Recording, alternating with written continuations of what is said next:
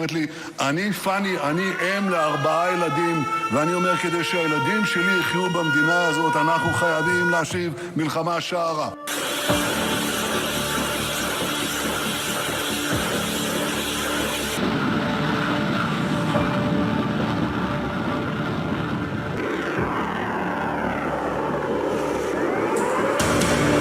The ongoing conflict between Israel and Hamas is extending its reach beyond the Middle East, garnering international attention. Recently, Iran launched a significant attack, deploying ballistic missiles known as the Khaibar-Shekan type. These medium-range solid-fuel missiles boast a range of 1,450 kilometers and carry a ton warhead, featuring notable maneuverability in the final phase of flight.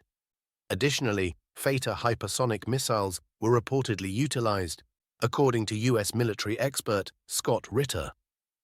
Ritter claims that at least 7 of these missiles struck the Neem airbase, with none intercepted by Israeli air defense systems. Israeli sources counter this, stating that none of the hypersonic missiles reached Israeli territory. Further complicating matters, footage surfaced showing the interception of at least one hypersonic missile outside the atmosphere, casting doubt on Ritter's assertions. Israel has been spurred into action by the recent Iranian attack, prompting 2 war cabinet meetings among the nation's leadership. During these discussions, a range of diplomatic and military strategies were explored. Subsequently, Israel has opted for an overt and robust response, making preparations to deploy fighter jets for the impending strike on Iran. Reports from Israeli media outlets indicate that the country's air force, comprising F-16, F-15, and F-35 fighter jets, is already gearing up for a retaliatory counterstrike. The objective of this strike is to convey a clear message that Israel will not tolerate such a significant attack without a response. However, an unsourced report suggests that Israeli leaders are also wary of escalating the situation into a wider conflict, echoing calls from President Biden and his allies for Israel to exercise restraint. Reportedly, President Biden conveyed to Israel's Prime Minister Benjamin Netanyahu that the United States would not endorse a retaliatory strike. Secretary of State Blinken stated that the U.S. is orchestrating a diplomatic response to prevent further escalation. Blinken emphasized ongoing communication with regional counterparts, expressing a commitment to de-escalation while affirming support for Israel's defense and the safety of U.S. personnel in the area. Israeli Chief of Staff General Herzi Halev, addressing troops at the military base targeted in the unprecedented Iranian assault, asserted Israel's intention to retaliate. Halev delivered these remarks during a visit to a naval base in the southern region of the country. The launch of numerous Iranian cruise missiles and drones into Israeli territory will not go unanswered. Rear Admiral Daniel Hagari, the Israeli military spokesperson, asserted that Israel will take all necessary measures to safeguard its territory, acting at the opportune moment of its choosing.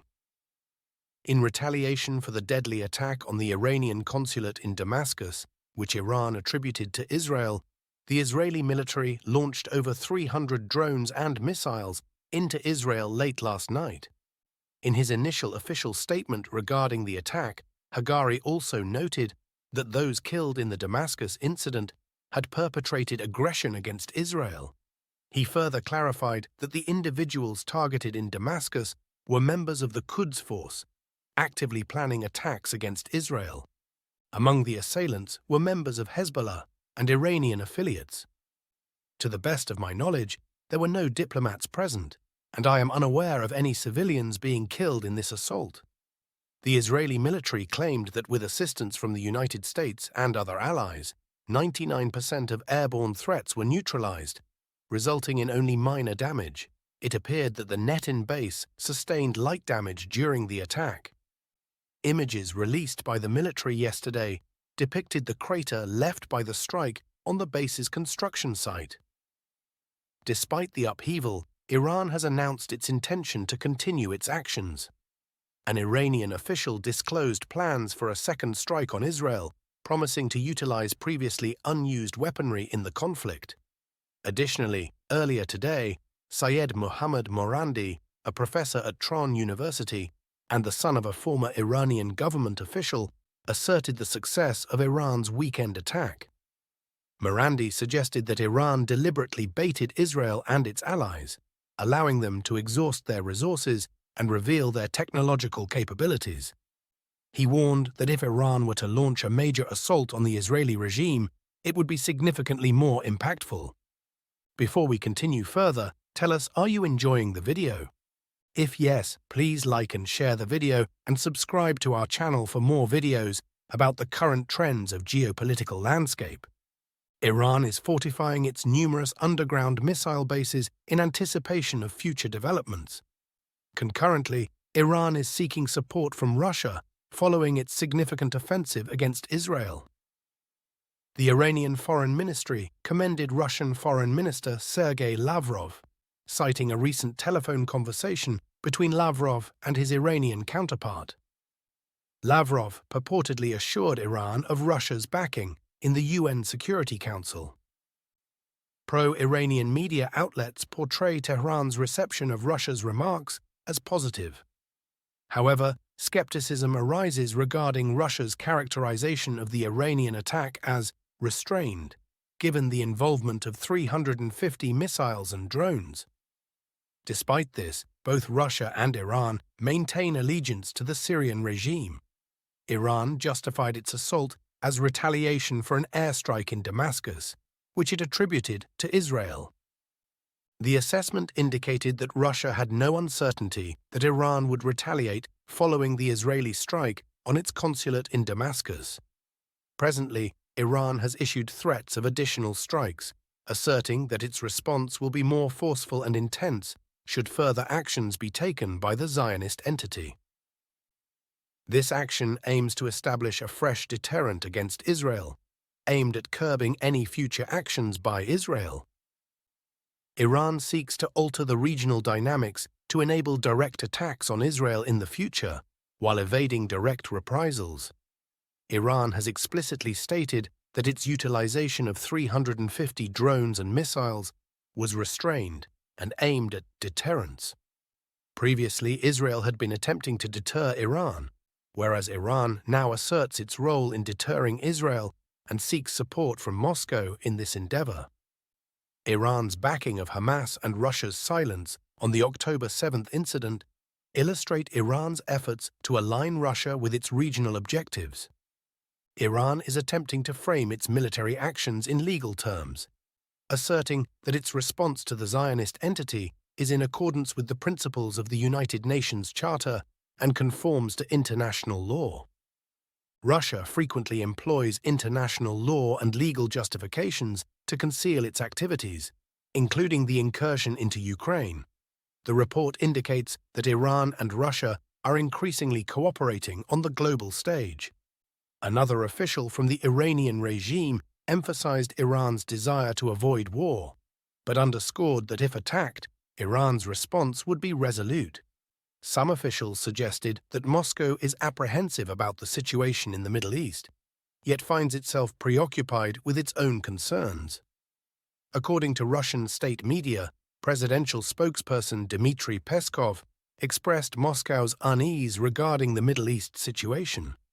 Peskov stressed the importance of all regional countries exercising restraint, emphasizing that further escalation of tensions is not in anyone's interest. He reiterated Russia's support for resolving disputes through political and diplomatic means exclusively. TAS reported Iranian assertions that its missiles and drones targeted military installations. Additionally, Russia denounced the emergency session of the UN Security Council convened in response to the Iranian attack. Vasily Nebenzia, Russia's permanent representative to the UN, issued a statement asserting that an attack on a diplomatic mission constitutes an act of war under international law. Nebenzia implied a perceived double standard, suggesting that if Western missions were targeted, swift retaliation would ensue. He insinuated that Western missions and citizens are deemed sacrosanct and warrant protection above all else. Meanwhile, a Turkish diplomatic source disclosed that Iran had notified Turkey of its planned operation against Israel. Despite previously condemning Israel's offensive in Gaza, Turkey expressed a desire to prevent further escalation in the region earlier in the day. The Turkish source, speaking under anonymity, revealed that Turkish Foreign Minister Hakan Fidan held meetings with both his American and Iranian counterparts last week to discuss the planned Iranian operation. Ankara had been notified of potential developments earlier this week. U.S. Secretary of State Antony Blinken communicated with Fidan, emphasizing that heightened tensions in the Middle East are detrimental to all parties involved. Turkish officials affirmed that Ankara remains committed to preventing further conflict and tension in the region.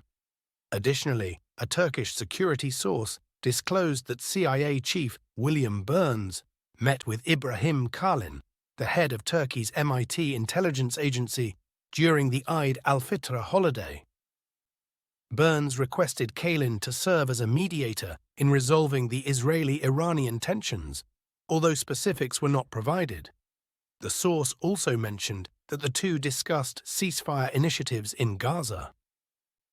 What are your thoughts on the escalating conflict between Israel and Hamas, especially considering Iran's recent significant attack?